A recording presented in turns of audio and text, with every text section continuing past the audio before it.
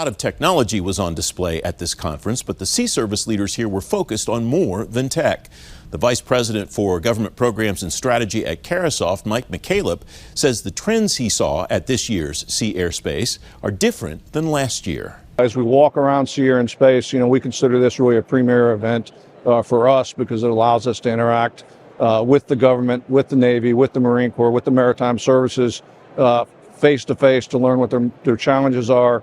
And last year, we were talking more about cybersecurity. We were talking about the workforce. This year, what we're hearing about are three things. One is the defense industry base and some shortcomings that we're seeing in their ability to deliver the big things that the Navy needs, especially as we face challenges in the South China Sea from China.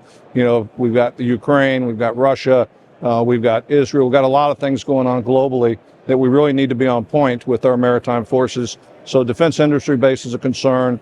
The other one is supply chain, which really ties to the DIB, but from a different perspective and the impacts of the pandemic, which I hate using that word, by the way, because we're beyond that, but they're still impacting us today. And the third, which was common last year, and you hear it in every conversation, and that's the workforce.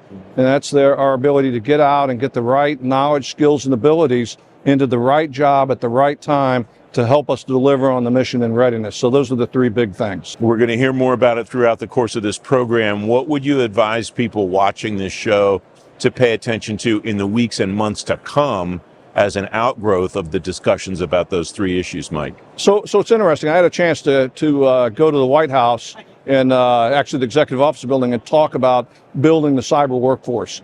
And so there's some moves afloat that they understand that a college degree is important. But the move the direction that we're starting to see is that the credentialing is more important, is that taking somebody that has a particular IT skill, not a degree in computer science, but it's been through the National Testing Center, the certification is more relevant to today's workforce. I think that the industry needs to pay a lot of attention of how they help young men and women coming out of high school to energize them, to give them the passion, and of course the passion is self-generated, to get them into those programs. I've seen a significant increase in community colleges. We need industry to be inside the community college, helping the community college put the curriculum together to produce the nuclear welder or to produce the person that's going to come on and run cables and do the installation of some very complex electronic warfighting systems. I think that would be my advice, or that is my advice, is we've got to focus on getting these young men and women early and getting them interested.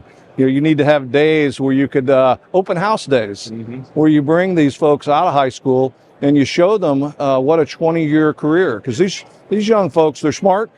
They've grown up a little bit different. They're way beyond you and I. These are some of the smartest young men and women we've ever seen in our history, or in our history.